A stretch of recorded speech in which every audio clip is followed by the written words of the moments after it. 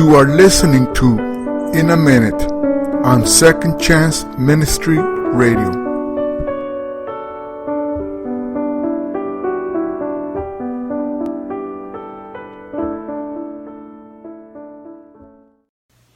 Hey, welcome to In a Minute. I'm glad you're here. I'm Robin Heiskell, and we are reading through the Bible book of Matthew, one chapter a day, 5 days a week. But before we read, we're taking just a couple of minutes to discuss what we're about to read. And in this episode, the very first one, we're starting at the beginning of the New Testament at Matthew chapter 1. The writer of this book of the Bible is one of the 12 disciples called by Jesus. Now, Matthew is not the only New Testament writer to record the birth and the life of Jesus, but his account is unique in that it stresses the kingship of Jesus, and it presents his credentials as Israel's promised Messiah and rightful heir to the throne of King David of the Old Testament. Now, showing that Jesus is the Messiah is so paramount to Matthew that 53 times he cites Old Testament scriptures and prophecies about the coming Messiah. This was important because many of the Orthodox Jews of Jesus' day did not believe that he was the promised one and the everlasting heir of the throne of David. Now, why not?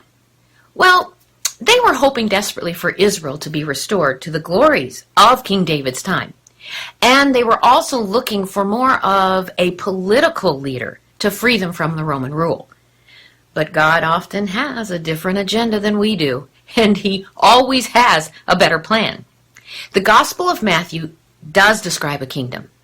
33 times in Matthew, he uses the term kingdom of heaven, and 4 times we'll find the term kingdom of God. Because of Jesus, each one of us has the opportunity to become a citizen of this glorious and everlasting kingdom. So, as we read through the book of Matthew over the next few weeks, watch for characteristics of God's kingdom, and then determine to diligently follow Jesus. Matthew chapter 1 begins with the genealogy of Christ, and I know that it's tempting to skip or just to kind of skim over this list, but a good rule of thumb for Bible study is that if it's in there, then it's important. And the genealogy of Matthew is important because it validates the Bible's historical accuracy. It confirms the prophecies that Jesus is the Messiah, descended from the royal line of David. And it shows us that, hey, these were real people who lived real lives, and God interacted with them. And Matthew chapter 1 gives us insight to the real lives of the Jewish culture of Jesus' day. At that time, the marriage covenant began with a year-long engagement called the betrothal.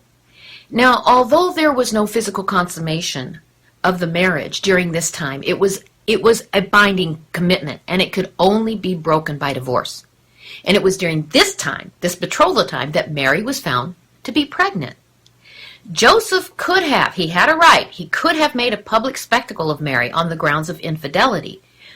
But he was a man of integrity, and he chose to divorce her quietly to protect her.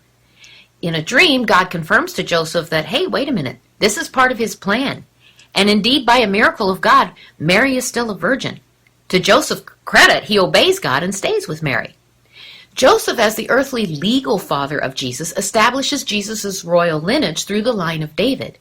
God, as his father, makes Jesus the long-awaited Messiah. This is both fully God and fully human. This miracle is the means that God chose to bring his son into the world. An angel instructed Joseph to call the baby Jesus, and that name is significant. In Hebrew, it is Yeshua, and it means the Lord shall save. It's for this reason that Jesus came into our world. His work was to accomplish the greatest miracle that you or I can ever receive, salvation from eternal separation from God, and to come into a right standing with a holy God. But don't take my word for it. Read it for yourself.